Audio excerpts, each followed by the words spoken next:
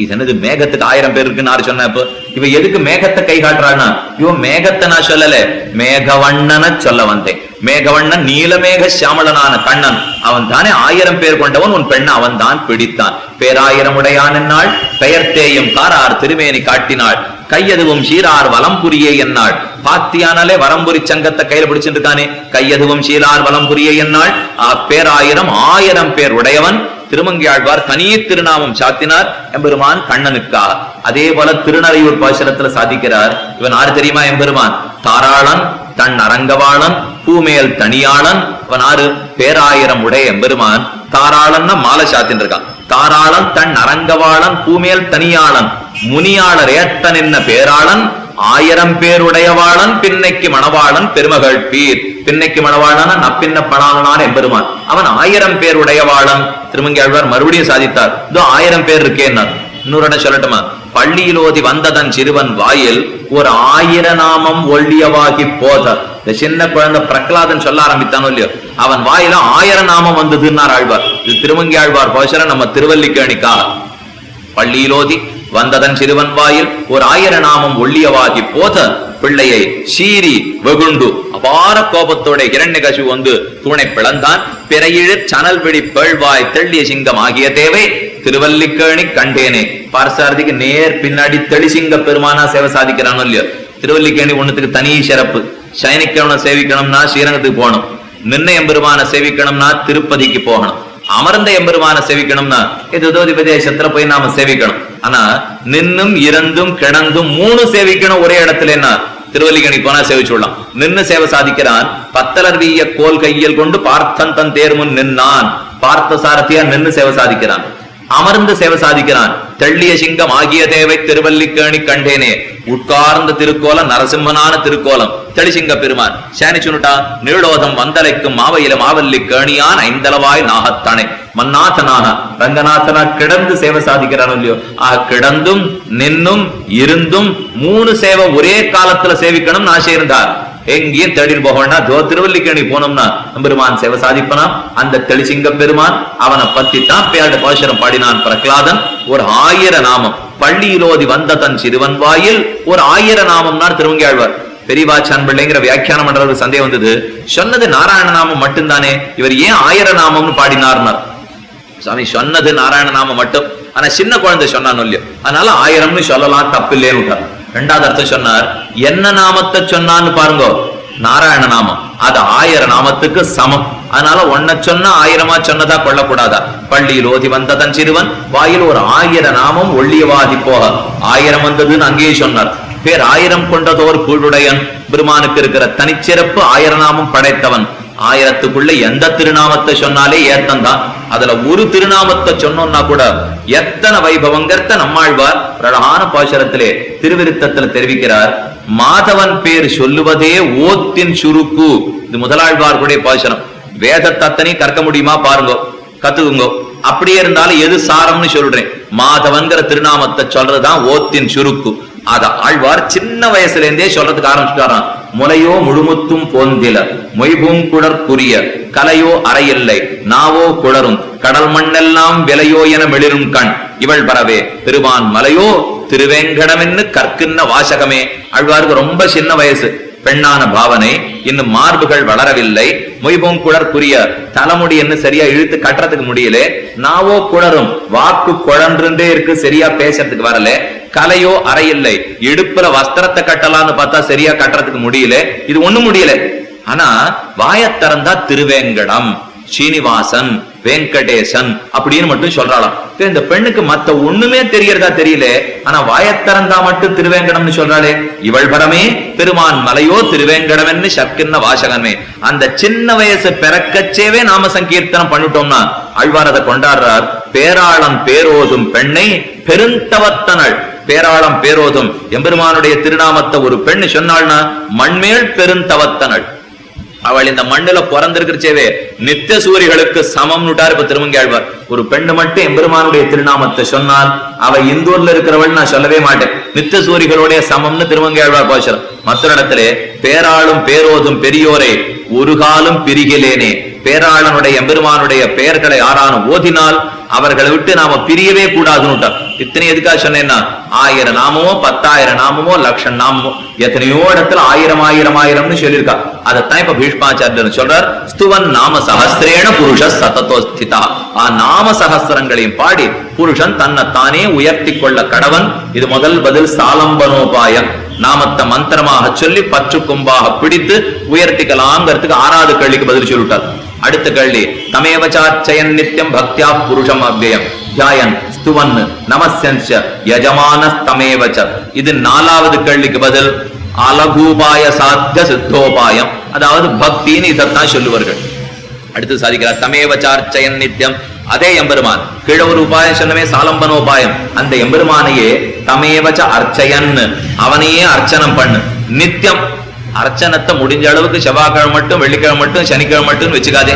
நித்தியம் தமேவச்சார்ச்சயன் நித்தியம்ங்கிற சப்தம் முக்கியம். இப்போ ஏன்னா நாம வச்சிருப்போம், சுவாமி தாயாருக்குன்னா வெள்ளிக்கிழமை வச்சுருக்கேன், ஸ்ரீனிவாச பெருமாளுக்குன்னா சனிக்கிழமை வச்சுருக்கேன். இதெல்லாம் எங்கேருந்து கண்டுபிடிச்சான்னு தெரியல. இப்போ நம்ம தாயாருக்குன்னா வெள்ளிக்கிழமை மட்டும்தான் அர்ச்சனை பண்ணணும், ஸ்ரீனிவாசன்னா சனிக்கிழமை மட்டும்தான். ஸ்ரீனிவாசனா என் பேரை செவ்வாய்க்கிழமை நீ சொல்லாதேன்னு சொல்லி வச்சிருக்காரா, இல்ல என் பேரை புதன்கிழமை சொல்லாதே என்னால ஒன்னும் சொல்லல. எந்த நாளும் விடாம அவர் திருநாமத்தை தான் சொல்லிட்டு இருக்க போறோம். போனா பொறுத்து ஏதோ மத்த நாள் இல்ல சுவாமி கடைசி பட்சம் சனிக்கிழமையானு பண்றோம், அதற்காகவானு தான் ஒத்துருக்கமே தவிர அதுக்குன்னு இந்த நம்முடைய நாட்டு கலாச்சாரத்தின்படி இன்னென்ன நாள் இன்னென்னத்துக்குங்கிறது கிடையவே கிடையாது. இன்னைக்கு தாயாருக்கு ஒரு தினம், தந்தைக்கு ஒரு தினம். நம்ம சாதனை இப்ப மறந்துபடுது. இப்ப தாயாருக்கு தினம், தந்தைக்கு தினம், தமக்கைக்கு தினம், தங்கைக்கு தினம், காதலிக்கு தினம், தனித்தனி எல்லாத்துக்குமே நாம வச்சுட்டோம். இந்த தினங்கள்லாம் அன்னைக்கு தினங்கள்லாம் இல்ல, ஒரே தினம் தான். நமக்கு தெரிஞ்ச சாத்த தினம் பித்ரு தர்ப்பண தினம் ஒண்ணுதான் நமக்கு தெரியுமே தவிர, அதனால ஏதேதோ தினங்களை கொண்டு இன்னைக்கு இவர்களுக்கு பிரீத்தின்னு சொல்றதுலயும் அர்த்தம் இல்லை. இப்போ எல்லா நாளும் எல்லாருக்குமே பிரீத்தி தான். நாம சகஸ்திரத்தை சொல்ல சரி சுவாமி கொஞ்சம் ராவு காலம் யமகண்டமா இருக்கு, இப்போ அப்புறம் திருநாம சங்கீர்த்தனம் பண்றேன்னா இதுக்கு இவன் பண்ணவே வேண்டாம். இவன் ராகுகால யமகண்டம் பார்த்து தான் நாம சங்கீர்த்தனம் பண்ண போறான்னா, அப்ப அந்த ராகுகால யமகண்டத்தினுடைய தாக்கத்தை கூட மாத்த முடியாத நாம சஹஸ்ரநாமம் அர்த்தமாப்ப. எல்லாத்தையும் சேர்த்து போக்க வல்லது அந்த பயத்தையும் சேர்த்தே போக்குமே. நாம சஹஸ்ரேன தமேவச்சார்ச்சயன் நித்தியம் பக்தியா புருஷமயம் நித்தியம். எப்பொழுதும் சொல்லணும், என்னன்னைக்கும் சொல்ல வேண்டும். இன்னது இணையதுங்கிற நாள் பார்க்க தேவையில்லை. நமக்கு சொல்லணும்னு தோணின உடனே சொல்லிடணும். ஏன்னா நம்ம மனசுங்கிறது குரங்க போன்ற மனசு. இந்த நிமிஷம் சொல்லலாப்புல இருக்கும், நடுவுல ஆறான வருவா, ஒரு 5 நிமிஷம் ஆட்டமே, மணி 6:50 ஆகுது. சில குழந்தைகளுக்கு நாம சொல்லி வச்சிருப்போம் 5:45 சந்தியாந்தரம் பண்ணணும், உடனே 6 மணிக்கு வந்து உட்காந்தியானா 6:15 6:45 இதை சொல்லணும்னு சொல்லி வச்சிருப்போம். இது அந்த சமயம் பார்த்து 6 வருவார். நம்ம திரும்ப போன்றிருக்கோம், இல்ல தொலைபேசி அடிக்கும், வாசல் 6 வருவா. அதனால இந்த சமயம் இல்ல, தோணின உடனே சொல்லணும்.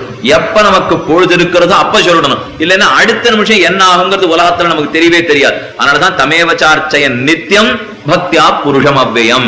விடாம நித்தியம் ஓத வேண்டும். பக்தியா, பக்தியோட கூட புருஷம் அவ்யயம். அவ்யயம் வியம், வியம்னா அழிவது, அவ்யயம்னா அழிவற்றவனான எம்பெருமான், கைவிடாதவனான எம்பெருமான சொல்லி தீர்க்க வேண்டும். பக்தியா புருஷம் அவ்யயம், புருஷனை சொல்லுவது. இப்ப மறுபடியும் குழப்பம். கீழே என்ன பார்த்தோம், புருஷ சததோத்திதான்னு ஜீவாத்மா தன்னை வசத்திக்கணும்னு பார்த்தோம் இல்லையோ. இப்ப இங்க என்ன சொல்லிட்டுன்னா பக்தியா புருஷம் அவ்யயம், புருஷனை ஸ்தோத்திரம் பண்ணுங்கிறது. நம்ம சந்தேகம் வந்துடும், கீழே ஒரு ஜீவாத்மா தன்னை வசத்திக்கணும் புருஷன் சொன்னீர், பொருள் அந்த ஜீவாத்மாவை தான் ஸ்தோத்திரம் பண்ணுன்னு பீஷ்மர் சொல்றாருன்னு சந்தேகம் வந்துடும். சுவாமி அதுக்கா இத்தனை பாடுபட்டார் பீஷ்மர்? இப்ப அவனை ஸ்தோத்திரம் பண்ணுன்னு சொன்னாலே கேட்க மாட்டேங்கிறான், இன்னும் ஒரு ஜீவாத்மாவை ஸ்தோத்திரம் பண்ணுன்னு ஆறு கேட்க வந்துருவான். இந்த இடத்துல புருஷன்னா ஜீவாத்மா அர்த்தம் இல்லை, பரமாத்மாவே அர்த்தம். அப்ப ஒரு சந்தேகம் வரும், சுவாமி கீழே புருஷன்கிற சப்தத்துக்கு புரீத்தத்து நாடிக்கு பக்கத்துல படுத்துட்டு இருக்கிறவன் புருஷன், அதனால ஆண் பெண் வித்தியாசம் இல்லைன்னு சொல்லிட்டு வாஸ்தவம். இப்ப புருஷன் சொன்னோம்னா அந்த எம்பெருமான் புரீத்தது நாடி பக்கத்துல படுத்துட்டு இருக்க போறது இல்ல. அப்ப புருஷ சப்தத்துக்கு ஆண்னு தான் அர்த்தமா இல்ல பெண்ணுன்னு அர்த்தம் சொல்லலாமா, எதை பத்தி அர்த்தம் சொல்லலாம்னு சந்தேகம் வரும். இதுல முக்கியமான சந்தேகம், எம்பெருமான் இப்ப பகவான்கிற பிரம்மம் புருஷனா ஸ்திரீயா நபும்சகமா, இந்த மூணுல எதுன்னு தெரியணும் இல்லையா. ஆழ்வார் இதுக்குன்னு ஒரு பாசுரம் பாடி வைத்தார். ஆணல்லன் பெண்ணல்லன் அல்லா அலியமல்லன் காணலுமாகான் உளனல்லன் இல்லையல்லன், எதுவுமே இல்லைன்னு விட்டார். இந்த ஆழ்வார் பாசுரத்தை பார்த்து தான் கம்பநாடர் ஒரு பாசுரம் பாடினார். ஒன்னே எண்ணில் ஒன்னேயாம், பலவன் நுரைக்கில் பலவேயாம், ஆமே எண்ணில் ஆமேயாம், இளையன் நுரைக்கில் இளையேயாம். கண்ணனை பத்தி இருக்கான்னு சொல்லலாம் உண்மை, இல்லைன்னு சொல்லலாம் உண்மை, ஒண்ணுன்னு சொல்லலாம் உண்மை, பலன்னு சொல்லலாம் உண்மை. நாம கேட்டோம், சுவாமி ஏற்கனவே 1.5 மணி நேரம் குழம்பி போயிருக்கோம், நீ இருக்குன்னு சொல்லலாம், இல்லைன்னு சொல்லலாம், ஒண்ணுன்னு சொல்லலாம், பலன்னு சொல்லலாம், ஏதானு ஒன்னா சொல்லுமேன்னா அவ ஒன்னா சொல்லியிருந்தான்னா நாம ஒன்னா சொல்ல, இதுக்கு வேற வழியே கிடையாது. இப்ப அவன் ஒன்னா இருந்தான்னா அவர்கள் ஒன்னா சொல்ல. எம்பெருமான் ஒரே திருக்கோலத்தோட எல்லா இடத்துலயும் சேவை சாதிச்சா நாம ஒண்ணுன்னு சொல்லிட்டு போலாம். அத்தனையுமாக அவன் சேவை சாதிச்சுட்டே இருந்தான்னா அப்ப ஒரு திருக்கோலத்துக்கு ஒரு திருநாமம் சாதித்தாகணும். அந்தந்த திருநாமத்தினுடைய அர்த்தத்தை தெரிஞ்சுட்டாகணும். இதுல வேற வழியே கிடையாது. ஆசையோட தெரிஞ்சுட்டாதான் வழியே இருக்கு. அதுக்காக நம்ம பார்த்தோம்னா இங்கே ஸ்துவன் நாமசாஸ்திரேன புருஷா சத்ததோத்திதா கீழ புருஷன் சொன்னது, இங்க புருஷன் அர்த்தம் இல்லை. அழ்வார் பாசுரம் ஆணல்லன் பெண்ணல்லன் அல்லா அலியுமல்லன் சொன்னார்னா ஒரு பௌத்தன் அங்கே எழுந்திருந்தான். பௌத்த ஜெயினர்கள்லாம் கொஞ்சம் சூன்யவாதம் பண்ணுவா. சூன்யவாதம்னா எதுவுமே இல்லே இல்லைன்னு சொல்லிட்டே இருப்பா. நாம் அத்தனை பேரும் அது துவைத்தியோ அத்வைத்தியோ யாரோ நாம் அத்தனை பேரும் இருக்கு இருக்குன்னு சொல்லிட்டே இருக்கிறவா. ஆனா பௌத்தர்கள்லாம் இல்லே இல்லை சர்வசூன்யம். ரொம்ப வேடிக்கையா இருக்கும் சர்வசூன்யவாதம். நம்ம தெரிஞ்சுக்க வேண்டியது போய் சேர வேண்டிய இடம் சூன்யம் விடுவா. அது அவளுக்கு பரமதம் கிரமதம் எதுவுமே தெரியாது. போய் சேர வேண்டியதை சூன்யம் விடுவோம். நம்முடைய ஞானமே சூன்யம் விடுவோம். சுவாமி என்னதான் தெரிஞ்சுக்கணும்னா சூன்யத்தாலே சூன்யத்தை சூன்யம் நடிந்து சூன்யமான மோட்சத்தை அடைவதே சூன்யம் சொல்லி முடிச்சிருவோம். இது என்ன சொன்னார் இப்பன்னு இதுதான் பௌத்தவாதம். சூன்யத்தாலே சூன்யத்தை சூன்யம் என்று அறிந்து பிரம்மமும் சூன்யம் நானும் சூன்யம் அறிவு சூன்யம் சூன்யத்தாலே சூன்யத்தை சூன்யம் அறிந்து சூன்யமான இடத்தை அடைவதே சூன்யமான மோட்சம். ஏன்னா அதுவும் இல்லையோ இல்லையோ இதுதான் அழகா சொல்லுவான். இது பார்த்தாரு சங்கராச்சாரியார், இது என்ன சூன்யமான வாதமா இருக்கு. இப்போ எதையுமே இல்லை இல்லைன்னு சொல்றதுக்காக வேதம் இவ்வளவு பாடுபட்டது.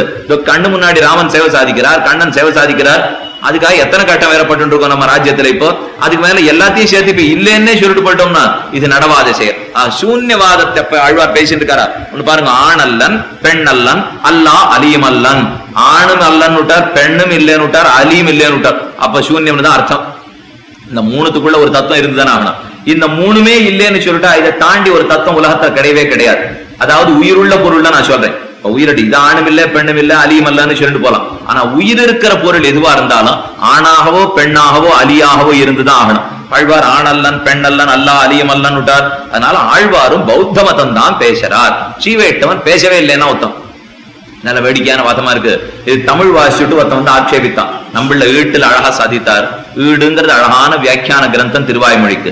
நம்மளை நம்பூர் வரதாச்சாரியன்கிற ஆச்சாரியன் அவர் எழுதி வச்சாராம். பாட்டை சரியாம பார்க்காம பேசுறாயினே, பாட்டை சரியா பாருங்க. திரும்ப திரும்ப வாசி பார்த்தான். ஆணல்லன் பெண்ணல்லன் அல்லா அலியும் அல்லன் வெறும தமிழ் பாட்டாட்டம் வச்சுன்னு வாசிச்சா அர்த்தம் புரியவே புரியாது. ஆழ்வார் பாசுறது ஏதோ கவிதை எழுதுறதுக்கு வேணா அது புரியுமே தவிர ஆழ்வார் பாசுரத்துக்கு அவர் திருவடிகள்ல பக்தி இருந்தாத்தான் அர்த்தம் என்னங்கிறதே நமக்கு புலப்படும். ஆழ்வார் சாதிக்கிறார், தமிழ் தெரிஞ்சு கொஞ்சம் பாரு. அல்லன் இப்ப ஒரு ஆண்மகன் வந்தார். இங்க இருந்து ராமசுவாமி வந்தார். ராமசுவாமி வந்தான்னா ராமன் வந்தான் சொல்லுவோம். அடுத்து சீதை வந்தா, சீதை வந்தான் சொல்ல மாட்டோம், சீதை வந்தாள்னு சொல்லுவோம்.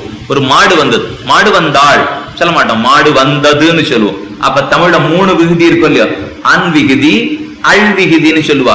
அன் விகுதிங்கிறது ஆணை குறிக்கும், அல் விகுதிங்கிறது பெண்ணை குறிக்கும். ஒரு பெண்ணை பத்தி சொல்லச்சே அள்ளு போட்டுதான் சொல்லணும், ஆணை பத்தி சொல்லச்சே அன்னு போட்டுதான் சொல்லணும். அல்ல நபும்சகம் அலிய பத்தி சொல்லச்சே அல்லன்னு தான் சொல்லணும். இந்த 3 மாத்தாம பேசின்னு வரணும். ஆழ்வார் பாசுரத்துல எப்படி பாடியிருக்கணும் தெரியுமா? ஆணல்லன் பெண்ணல்லள் அல்லா அலியும் அல்ல. இப்படி பாடி இருந்தாருன்னா அவரும் சர்வசூன்யவாதம் தான் பண்றாருன்னு அர்த்தம். ஆழ்வார் ஜாகிரதையா ஆணல்லன் பெண்ணல்லன் அல்லா அலியும் அல்லன் அப்படின்னா தப்பு இருக்கு. இப்ப பாசுரத்துல என்ன தவறு இருக்கு? விகுதியே தெரியாமன்னா பாசுரம் பாடியிருக்கார். ஆணல்லன் பெண்ணல்லல் அல்லா அலியும் அல்லன்னு பாட வேண்டியவர் ஏன் 3 இடத்துலயும் அன் அன் அன்னு பாடினார்னா புருஷோத்தமன்னு நிச்சயப்படுத்தி விட்டார் ஆழ்வார் முதல்லயே. பிரம்மம் புருஷன் தான்ங்கிறதுல எந்த சந்தேகமும் இருக்குல்ல. புருஷனா புருஷோத்தமன்னா பிரம்மம். அதனால அன்விகுதி போட்டதுலயே புருஷன் ஆயிடுத்து. அப்புறம் எதுக்கு ஆண் இல்லைன்னு சொல்றார்? அன்விகுதி போட்டதுல ஆண்னு தெரிஞ்சுப்படுத்த இல்லையா? அப்ப ஆணல்லன்னு ஏன் சொல்றாருன்னா அவன் ஆண் தான், ஆனா உலகத்து ஆண்களை போல ஆண் அல்ல. அவன் பெண் தான், உலகத்து பெண்களை போல பெண் அல்ல. அவன் அலிதான், உலகத்து அலிகளை போல அலி அல்ல. இது எல்லாத்திலேருந்து வேறுபட்டு எம்பெருமான் இருக்கானோ இல்லையோ? ஆக இந்த ஆணை விட இந்த பெண்ணை விட இந்த அலியை விட வேறுபட்ட புருஷோத்தமன். அதைத்தான் ஆணல்லன் பெண்ணல்லன் அல்லா அலியமல்லன்னு சொன்னாரே தவிர சூன்யவாதம் பேசுறதுக்காக ஆழ்வார் இப்ப வரல. எம்பெருமான பார்த்தா புருஷோத்தமன் புருஷன் தான்ங்கிறது நிச்சயம். ஐயோ அவன் புருஷனா இருக்காரேன்னு ஆறு இப்ப கட்டவே பட வேண்டாம். அவர் புருஷனா இருந்துதான் இருக்கார். சாஸ்திரம் அப்படித்தான் சொல்லியிருக்கு, சம்பிரதாயம் அப்படித்தான் சொல்லியிருக்கு. நாம அங்க போய் சேர்ந்தப்பறம் அவர் பரமாத்மா, நாம ஜீவாத்மா. அவ்வளவுதான் தெரிய போறதே தவிர இதில் ஆண் பெண் வித்தியாசம் நாம் பார்க்க போவதில்லை. அதைத்தான் இங்க தெரிவிக்கிறார். ஜெகத் பிரபும் தேவதேவம் அனந்தம் புருஷோத்தமம் ஸ்துவன் நாம சாஸ்திரேண புருஷ சத்ததோத்திதா தமேவ சார்ச்சயன் நித்யம் பக்தியா புருஷமவ்யயம் தியாயன் ஸ்துவன் நமஸ்யஞ்ச யஜமான தமேவச்ச. தியாயன் ஸ்துவன் நமஸ்யன் யஜமான. இங்க யஜமான சப்தத்துக்கு முதலாளின்னு அர்த்தம் இல்லை, வேற அர்த்தம் சொல்லியிருக்கார். தியாயன்னு. சரி, அந்த எம்பெருமான பத்தி நான் என்ன பண்ணணும்னு கேட்டேன். பண்ண வேண்டிய இந்த 4 சொல்றார். தியாயன்னு தியானம் பண்ண வேண்டும், ஸ்துவன்னு வாயார பாட வேண்டும், நமஸ்யன்னு உடலாலே வணங்க வேண்டும், யஜமான யஜ தேவ பூஜாயாம்னு தாது நிறைய பூஜை பண்ண வேண்டும். அவனுக்கு பூஜை பண்றதான் யஜமானஹான்னு சொல்றார். முதலாளிங்கிற அர்த்தத்திலே அன்னு தியானம் பண்ண வேண்டும். தியானம்ங்கிறது மனசுனுடைய வேலை. அடுத்தது ஸ்துவன்னு வாயோட வேலை, வாக்கின் வேலை. நமஸ்யன்னு உடலோட வேலை, வாக்காலும் மனத்தாலும் உடலாலும் புருஷோத்தமனையே நினைத்து பாடி தொழுது இருப்பவன் தான் பக்தனாகிறான் என்ன பக்தியை பத்தி சொல்றது. அப்ப அந்த 3த்துக்குள்ளேயே சாசனாமே போந்துடுது. ஏன்னா ஸ்துவன்னுங்கிற இடத்துல வாயில பாடுறது 1000 நாமங்களை தானே. தியாயன் ஸ்துவன் நமஸ்யம்ச யஜமான ஸ்தமேவச்ச. இதுல தியானம் தான் முதல். தியானம் பண்றதுன்னா மனசால தியானம் பண்ண போறோம். கொஞ்சம் கஷ்டம். நினைக்கிறதுக்குள்ளே 1000 இடைஞ்சல், 1000 பேர் வந்து தொந்தரவு பண்ணுவா. நினைக்கிறது சுலபத்தில் ஆயிட போறதா. அதனால தியானம் கொஞ்சம் கட்டப்பட்டு பண்ணணும். ஸ்துவன்னுங்கிறது ரொம்ப சுலபம். ஏன்னா வாயில நம்ம பாட்டுக்கு பாசுரத்தை சொல்லிட்டே இருக்கலாம் இல்லையோ. நடக்கச்சே சொல்லலாம், போறச்சே சொல்லலாம், வரச்சே சொல்லலாம், உட்காரச்சே சொல்லலாம், படிச்சுக்கே சொல்லலாம். ஸ்துவன் நமஸ்யன்னு விழுந்து சேவிக்கிறது ரொம்ப முக்கியம். விழுந்து சேவிக்கிறது சாட்டாங்க பிரணாமம். இந்த இடத்துல பக்தியிலே சேவிக்க செய்தே நான் உனக்கு அடிமைங்கிற எண்ணத்தோட சேவிக்கணும். அது ரொம்ப முக்கியம் பக்தியிலே. நான் ஏதோ உன்னை சேவிக்கணும்னு சொல்லியிருக்கா, சேவிக்கிறதுங்கிறது இல்ல. இப்ப சேவிக்கணும்னு சொல்லியிருக்கா, நீ சுவாமி நான் தாசங்கிறதுக்காக விழுந்து சேவிக்கிறேன். பக்தியிலேயோ நாம சங்கீர்த்தனத்திலேயோ ரொம்ப முக்கியமான எண்ணம் நான் அடிமை, அவன் ஆண்டான்ங்கிற எண்ணம் ரொம்ப முக்கியம். இது வெளியில போய் சொன்னா உதைப்பன். யார கேட்டாலும் சுவாமி இந்த அடிமைத்தலையத்தான் நாங்க 47லயே அறுத்து எரிஞ்சு எடுத்தே, நீங்க திரும்ப திரும்ப நான் தான் தாசன், நான் தான் தாசன், நான் தான் தாசன். எல்லாரும் விழுந்து சேப்ப அடியேன் ராமானுஜதாசன், அடியேன் சீனிவாசதாசன், நான் தாசன் நீ தாசன், ஒருத்தருக்கு சொல்லிட்டு பரஸ்பர நீச்ச பாவைகி. நான் ரொம்ப தாழ்ந்தவன், இவன் விழுந்து சேவிக்கணும். இல்ல சுவாமி அந்த மாதிரி சொல்லவே படாது, நீ உட்காரணும், நான் தான் தாசன், இவன் விழுந்து சேவிச்சிருப்போம். இது ஒருத்தருக்கு நீச்ச பாவம் வேணும்னு சொல்றது சாஸ்திரம். பரஸ்பர நீச்ச பாவம்னா வைஷ்ணவோ வைஷ்ணவன் திருட்டுவா தண்டவத்து பிரணமயத்து பூவி. ஒரு வைஷ்ணவன் பார்த்த உடனே ஒரு தண்டம் விழறாப்புல கீழே வேணும். இந்த கைத்தடி பிடிச்சிட்டு இருக்கானோ இல்லையா, அந்த கையை விட்டுட்டா அது வடக்க வேளாமா தெற்க வேளாமான்னு பார்க்காது, திடீர்னு விழும். அதே போல பெரியவன் ஒருத்தனை பார்த்தா திடீர்னு வேணும். பெருமாள் வாசல்ல எழுந்தருளினாரும் இல்லையா, பார்த்தா என்ன வண்டி வருதா, காடி வருதா, இங்க சேர் இருக்கா, இங்க கோலம் போட்டிருக்கா, இங்க மண் இருக்கா, என் வேட்டி வெளுப்பா, இது இத்தனையும் பார்த்து நாம கீழே விழுந்தேன்னா அது நமஸ்காரமே. அன்னு அவனை பார்த்த உடனே இடம் தளம் பார்க்காத கீழே விழுந்தா தான் அது நமஸ்காரம். அதைத்தான் இங்க சொல்றது நமஸ்யன். தண்டவத்து பிரணமேத் வைஷ்ணவனை பார்த்தா அந்த மாதிரி விழணும். பரஸ்பர நீச்ச பாவம். நான் நீச்சன்னு சொல்லிட்டு இவன் வேணும், நான் நீச்சன்னு சொல்லிட்டு அவன் வேணும். இது ரெண்டும் பண்ணவே மாட்டேங்கிறான். ஒருத்தர் வேடிக்கை சொன்னார், பரஸ்பர நீச்ச பாவம்னு என்ன சொல்லி தெரியுமா? நான் நீச்சன் இவன் சொல்லிக்கணும், அவன் நீச்சன் அவன் சொல்லிக்கணும். அதை பண்ண மாட்டேங்கிறான். ஆனா இன்னைக்கு பண்றான். நீ நீச்சன்னு சொல்லிட்டு இவங்க சொல்றான், நான் நீச்சன் அவன் திரும்ப சொல்லிடுறான். இந்த மாதிரி ஒத்தொத்தருக்கோ சொல்லிக்கிறது இப்ப பரஸ்பர நீச்ச பாவம் இல்லை. நமஸ்யன்னா சாட்டாங்க பிரணாமம். நான் தாசங்கிற எண்ணத்தோட பண்ணணும். அடிமைத்தலை அறுக்கிறது நமக்கு சுதந்திரம் வந்ததுங்கிறதுனா வெளி உலகத்துக்கு சரி. ஆன்மீகத்தை பொறுத்த வரைக்கும் அவன் ராஜா ராஜன் தான், நான் தொண்டன் தொண்டன் தான். இதை மட்டும் ஒத்துரும் மாத்திரவே முடியாது. பரதன் சொன்னா ராமனை பார்த்து, யாவதாவர்த்ததே சக்கரம் யாவதீஜ வசுந்தரன் தாவத்தமிக லோகஸ்த சுவாமித்வம் அனுவர்த்தையார். நாம தப்பித்தவரி என்ன ராஜான்னு வாயால சொல்லவே சொல்லாதே. ராஜா ராமன் நீ ஒத்தன் தான், நான் உனக்கு தொண்டன் தொண்டன் தொண்டன் தான். நமக்கு பெருமையே தொண்டு புரிவலதான், நமக்கு பெருமையே அவனுக்கு அடிமைன்னு தெரிஞ்சுக்கிறதுலதான். சம்பிரதாயத்துல பெருமை, சாஸ்திரத்துல ஓதினத்துக்கு தெரிஞ்சனத்துடைய பலன் என்னன்னா அவனுக்கு நான் அடிமைன்னு புரிந்து கொள்வது.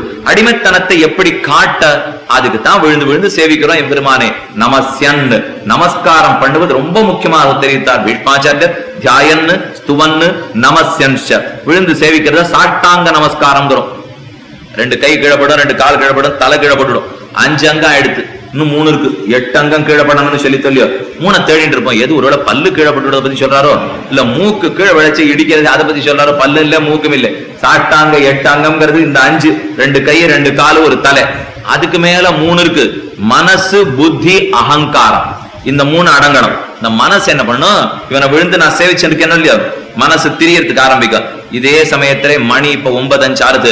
9 மணிக்கு இது ஆரம்பிச்சிருக்கும், 9:30க்கு அது ஆரம்பிச்சிருக்கும், 10 மணிக்கு அது ஆரம்பிச்சிருக்கும். அது எல்லாத்தையும் விட்டுட்டு இங்க உட்காந்து தியாயன்னு ஸ்துவன்னு நமஸ்யம்சான்னு எத்தையோ நாம கேட்டு இருக்கோம். என் மனசு பாட்டுக்கு இன்னொரு இடத்துல ஓடிட்டே இருக்கும் இல்லையோ. இங்க இருந்து போறதுக்கு எத்தனை நாழி ஆக போறதோ, ஆரம்பிச்சிட போறதோ, ஆரம்பிக்காது இருக்க போறதோ, இதெல்லாம் மனசு துடிக்கிறது பிரயோஜனம் இல்லை. அது அடங்கி கீழே விழுந்து சேவிச்சாகணும். சரி, மனசு கூட அது சொல்லும். மனசுக்கு அப்புறம் புத்தி இருக்கும் இல்லையோ, புத்தி சொல்லும் நம்ம சரியான காரியம் தான் பண்ணிட்டு இருக்கோமா? இவரை சேவிக்கிற நாளில வேற ஏதாவது சம்பாதிக்கிறதுக்கு வழி பார்த்திருக்கலாமே? புத்தி நமக்கு சொல்லிட்டே இருக்கும். அதுக்கு மேல அகங்காரம், கீழே விழுந்து சேவிச்சுட்டு இருப்போம், இவரை போய் சேவிக்க வேண்டியிருக்கேன் அப்படின்னு அகங்காரம் சொல்லிட்டே இருக்கும். மனசு ஓடாம காப்பாத்தணும், புத்தி மத்த விஷயத்துல போகாம பார்க்கணும், அகங்காரம் அடங்கி நமஸ்காரம் பண்ண வேணும். இதத்தான் சாஷ்டாங்க நமஸ்காரம்னு சொல்லுவா. நான் 5 அங்க எல்லாருக்குமே கீழே போட்டுடும், மிச்சம் 3 படுறதுதான் ரொம்ப கட்டம். தியாயன்னு ஸ்துவன்னு நமஸ்யம்ஷ யஜமான ஸ்தமேவச்ச. தேவ பூஜை திருவாராதனை நித்திய பண்ண வேண்டியது ரொம்ப முக்கியம்.